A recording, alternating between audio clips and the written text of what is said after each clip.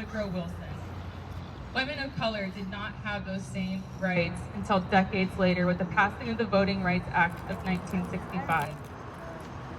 August 26, 1971, was the Women's Strike for Equality, led by everyday women and Americans. They demanded equal opportunity in the workforce and education, free childcare, and the right to abortion. The overturning of Roe v. Wade was a major setback for the right of women to choose what happens to our bodies. We must be wise when we elect, and we need more bravery in coming together to challenge this attack on women. We cannot allow them to attempt to steal our voices from us as well. Shirley Chisholm once said, "If they don't give you a seat at the table, bring a folding chair."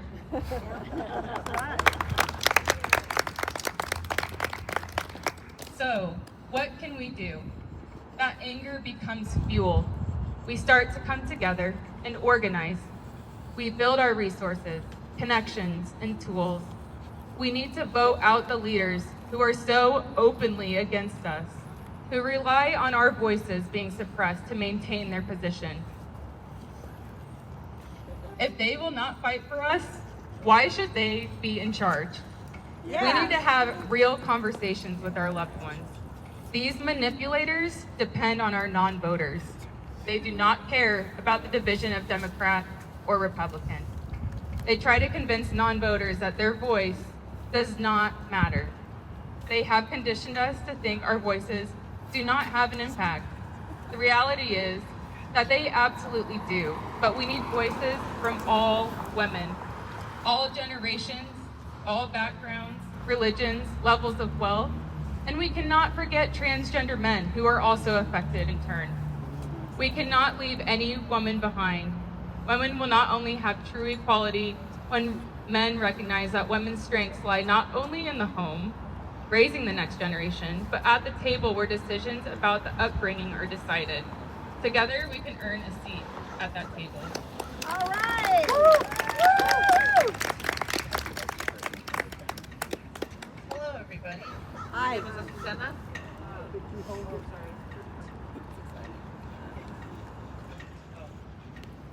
I'm not very good at public speaking, so bear with me. Thank you, everyone that came out to stand with us, to stand with the women that they know, to stand with daughters and nieces and our neighbors in general.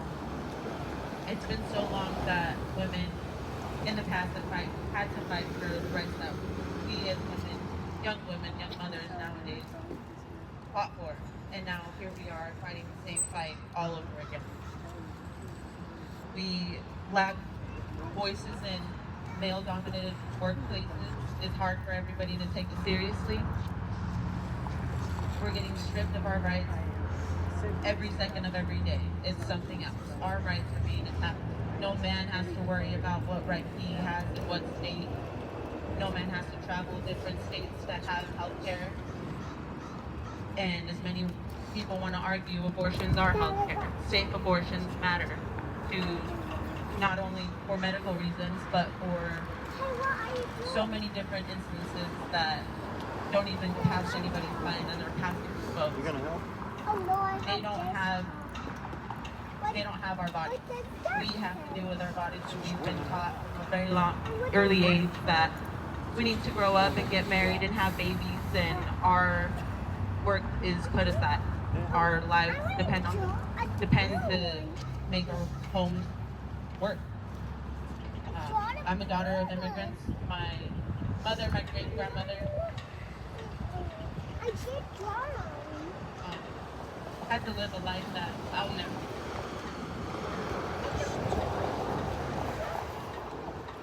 My mom was a stay-at-home mom. Being a mom of three, I couldn't imagine. That's what we have, to use our voices and to make sure that they cannot silence us. If we all band together, eventually someone's gonna hear, and not only in this city, in this state, but all over. That's right. Thank you. Woo! Woo!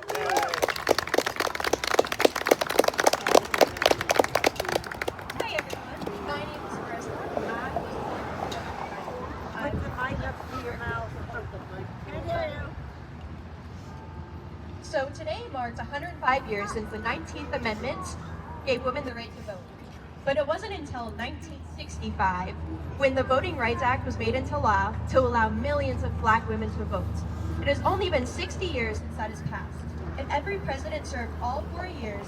That means black women have only voted for a new president 15 times. In comparison, men have been able to vote for hundreds of years, or over 55 times. Now, let's include women in the sequel. Women are caretakers. We are mothers, electricians. We can do anything and everything. Who sewed the uniforms for the first Civil War? Women. Who worked as welders in factories and were teachers and nurses while men were in war? That's right. Women. Not only do we create life and take care of a home, we do the same jobs as men, but we don't get half of the credit we deserve. As a woman, I believe that we are all tightly woven together, despite our backgrounds. Thank you for being here to support and listen to us. Thank you.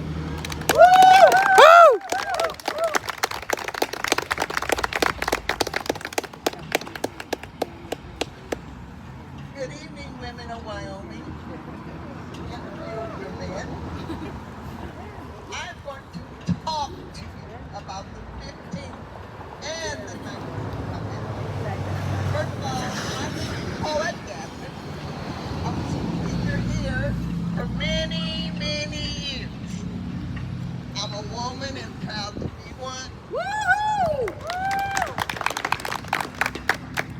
My background is teaching. Didn't get in politics until older. I was older in my life. Someone had to kind of talk me into this thing called politics. I am a black woman. So I've lived from the 20th to the 21st century. I've experienced a lot. When I came to Wyoming, I didn't even want to be here. My father worked in the Air Force, right? I didn't see very many people who looked like me. I didn't want to tell people I was from Wyoming. But let me tell you, being in Wyoming has been a wonderful experience for me, in spite of.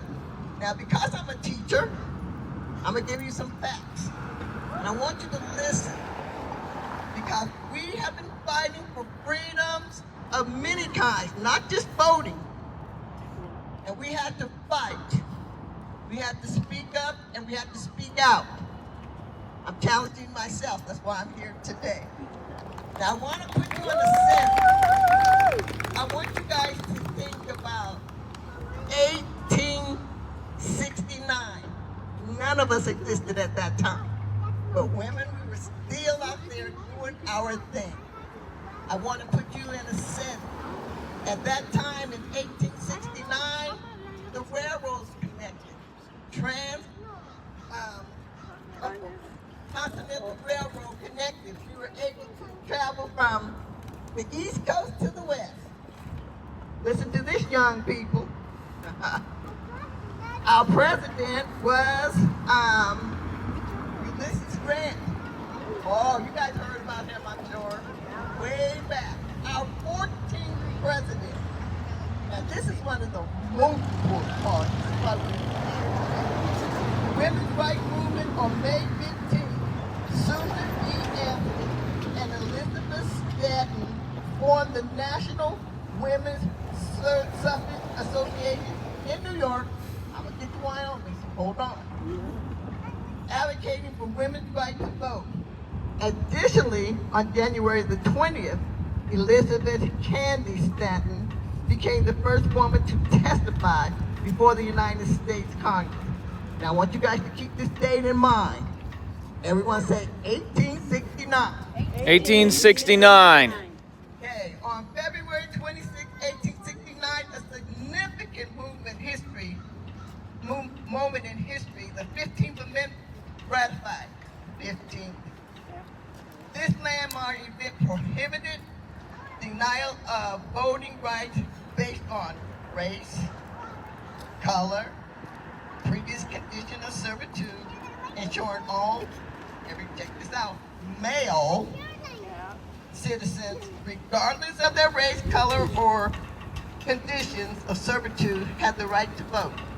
Sounds good on paper. I can assure you it didn't happen in the real world. Then it says, let's take a moment to recognize the profound significance of Women Equality Day, especially in Wyoming. This day celebrates hard-fought victories of the women's suffrage movement and the ongoing struggle of women equality.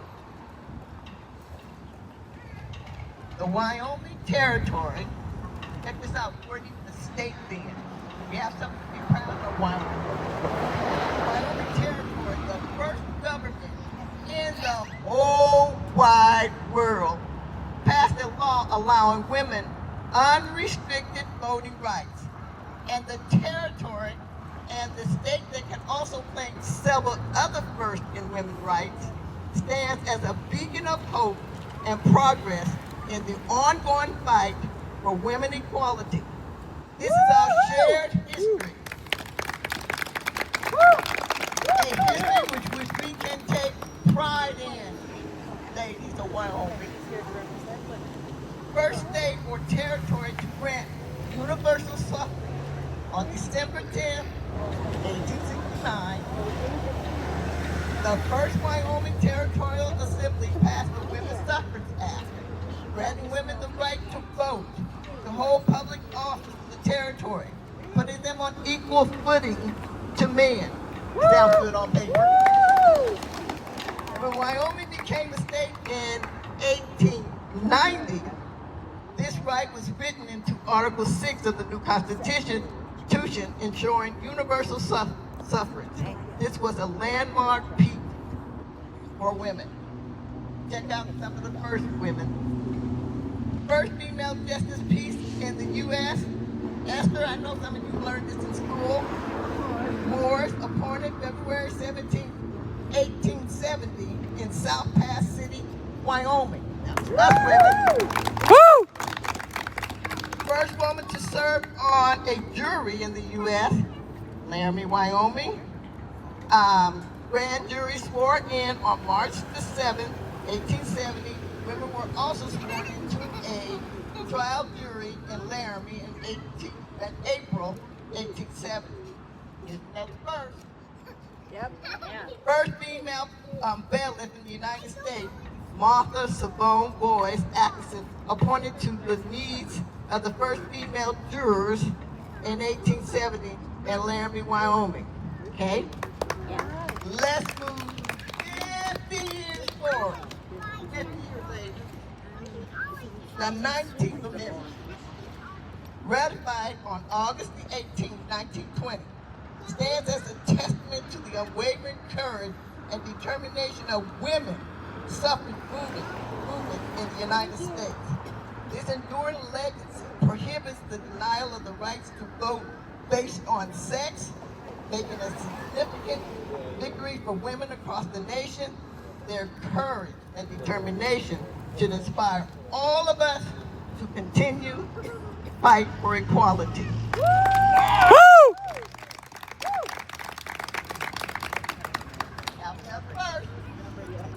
First female governor in the U.S. Nellie Ross was elected governor on November, check this out, 5th, 1924.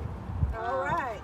Although she and Ma Ferguson of Texas were elected on the same day, Ross was inaugurated on January the 5th, 1925, 2 weeks before Ferguson, and thus holds the title of the first woman governor. Yay, Wyoming! The Women's Suffrage Amendment was introduced in January 1878, approved by Congress in 1919. I heard that in your speech. 1 year later, women still had to gain 2/3 of the votes of the states. On August 24, 1920, the Ninth Amendment was passed by one vote, passed by Harry Burns, smart man. The 19th Amendment granted women the right to vote, to sign into law on August 26, 1920. Sounds good, right? Later on in August 26, 1970, Betty Friedan and the National Organization of Women organized a national women's strike for equality. Now check this out. The largest protest for gender or women equality in the United States was a series of demonstrations in more than 90 major cities and small towns across the country. Over 100,000 women participated. Here are 3 primary goals. See if we accomplish any. Equal opportunity in the workforce. We're still working on it. They even came up with free child care. Can't wait, still hasn't happened. Also, the last one I'm going to give you, asset to abortion. We all know what's happened to that, right? We're not going forward, we're going backward. We need that 100,000 women to march again. Look how many people are here today. And I do believe, from my own experience as a teacher, because we really don't know a lot about our history. We haven't been made proud of who we are. I watch the Sunday morning show. They show a lot of history. Good. Sunday morning show every Sunday. That's my favorite. 7 a.m. All right, and guess what? Don't let them change history, because they will try. That's right. Let's bring this history down to Wyoming. As you know, in 1869, Wyoming Territory passed the first unconstitutional law in the United States guaranteeing women the right to vote. This was a significant milestone in the women's suffrage movement, and it is part of our shared history that we can take pride in. Take pride in who you are, women from Wyoming, but we also need to speak to each other and we can move forward. And now I'm going to bring it down to women who look like me. Women of color in the North were able, with the passage of the 19th Amendment, to reap rewards of activism. Still, throughout much of the country, the same voter suppression tactics that kept black men from the polls kept black women from voting too. I want you to know, my mother, she never voted, okay? My mother would be 92 today if she were still alive. But she was worried about her safety. We have 5 kids, so that was the priority in our home. And at that time, I didn't understand, because all I wanted to do was get to the playground and play. I understand now. And now I know why. It says the struggle for suffrage began for black women in the early 1800s. We did have people, and guess what? The documented black woman, the first that voted, was in Wyoming. But you guys hadn't heard that. I just found that out this week. And it says, continued until activists such as Fannie Lou Hamer and Diane Nash won the passage of the Voting Rights Act of 1965. Let's just check this out. I want you guys to listen to 1878, 1965, and we're still struggling. Young women out there, got work to be done. I'm almost done. We remember that the first fight for suffrage was not just about women, but also race. We must continue to work towards a society where all women have equal rights, regardless of their race or ethnicity. The Voting Rights Act of 1965, signed into law by President Lyndon B. Johnson, aimed to overcome legal barriers at the state and local levels that prevented African Americans from exercising their right to vote as guaranteed under the 15th Amendment to the U.S. Constitution. The voting rights is considered one of the most far-reaching pieces of civil rights legislation in the United States history, and we shall all appreciate, respect, and its impact. Yeah. Lastly, following the passage of the 19th Amendment, efforts to secure the vote of all women have continued. Beyond 1920, diverse women expanding voting access to more Americans and their project of creating fair social through voting rights continue to persist today. This ongoing fight for social justice compels us to continue moving forward, not because men are weaker, but because we are stronger. Let's stay motivated. Woo! Get into this cause. Remember, the fight of women is far over. Thank you so much.